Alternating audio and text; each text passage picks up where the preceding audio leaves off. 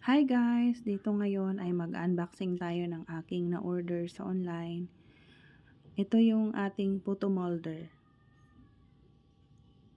Yan. Kailangan ko kasing dagdagan yung aking photo molder dito kapag meron akong pa-order, so hindi na ako mahirapan na maghugas ng maghugas. Mas maganda kasi yun guys na hindi tayo nagbabasa habang tayo ay nagluluto. Para yung ating mga kamay ay hindi sumakit.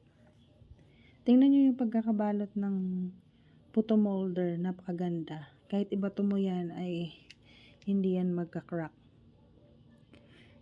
Nung last time na bumili ako nito guys, merong damage yung cups.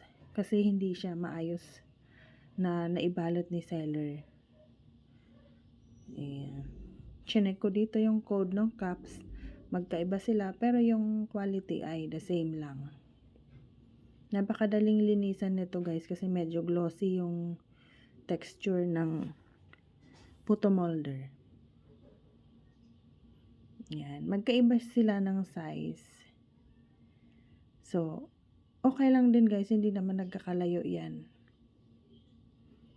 So, may binili ako na 100 sa large molder. Tapos, meron din sa medium. Ayan. 50 pesos lang. 50 pesos pa to. Nakalimutan ko na. 100 din na medium. Tsaka 100 na large. Yan. Pagka ganyan, hindi na tayo maghugas ng maghugas. Kasi pagka ganyan, maramihan, kailangan yung maglagay sa mga molder habang nagluluto. Para naman, pagkatapos maluto, magsasalang na lang kayo. Ayan. So, yan lang muna guys yung aking ipapakita dito sa video. So, mag-collect lang kayo guys ng mag-collect. Yung white, mas maganda talaga yon para makikita nyo yung dumi. Yung mga hindi ka nais-nais na mga, ang tawag doon? Yun nga, dumi. Yung naiiba. Kasi kitang-kita nyo sa color white.